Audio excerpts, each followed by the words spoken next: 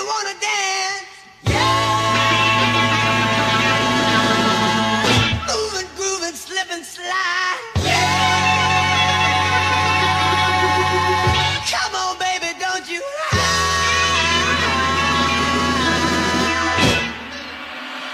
Come on, come on, come on, come on, baby, come on, come on, come on, come on, baby, come on. The temples in Rome always had the same layout. The roof above the temple had a triangular shape that was supported by many pillars along the sides of the temple. The inside of the temple was always very decorated to honor the gods. Inside the temple, a very decorated statue of a god was placed inside so that it could be the center of attention inside of the temple. In the temple there would also be a special altar for the priest in which he could perform rituals such as sacrifices. When people couldn't go to temples, they had their own shrine at home.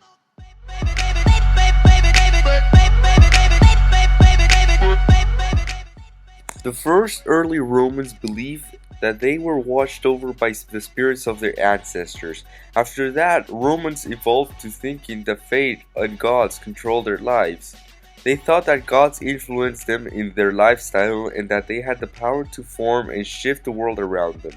Romans went to great lengths to favor the gods' moods.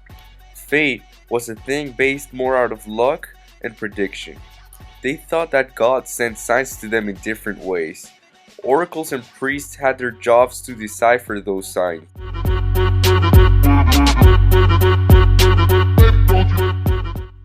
Roman worship was very important to their culture. They always took time to remember and worship the gods because they thought that if they didn't praise them, the gods would release their fury against them and destroy them. The Romans had plenty of religious holidays to praise the gods. No month of the year was absent of these, and no official business was allowed in this time. In the Roman temples, the Pontifex Maximus was the head of state religion. The organization rested on 4 religious colleges who were appointed for life and were selected from distinguished politicians. In Rome, Pontifex was the name given to a priest who was tasked to keep records of various ancient procedures and dates of important religious events. In Rome, 16 pontifexes were appointed to keep all of society's records and major happenings. Flamings were priests to individual gods and temples. They were the experts of the individual god and their rituals.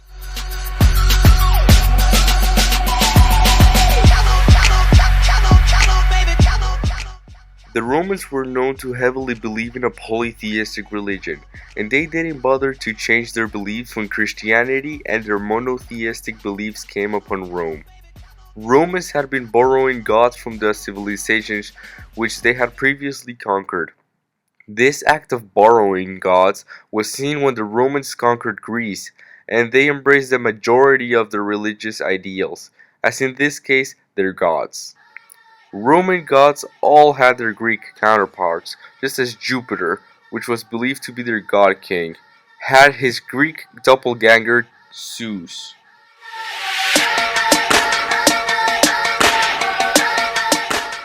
In Rome, Christianity was looked down upon in the beginning, since it defied many of the beliefs that they were accustomed to, and it was banned and punished for many years.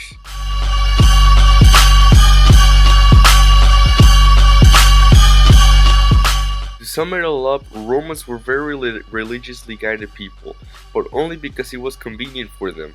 Roman culture dictated that many of the gods they believed in would throw the world into chaos if their proper rituals were not performed for them.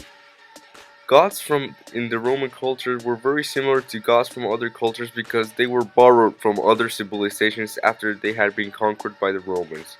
The Romans were not very original in their ways and decided to copy most of their lifestyle from other people. Romans, like many others, believed in many different theories about the afterlife, although their versions varied a lot after the Christians took over. All of this took place in temples, which had all the same layout. In conclusion, early Roman religion influenced the birth of their civilization in many different ways.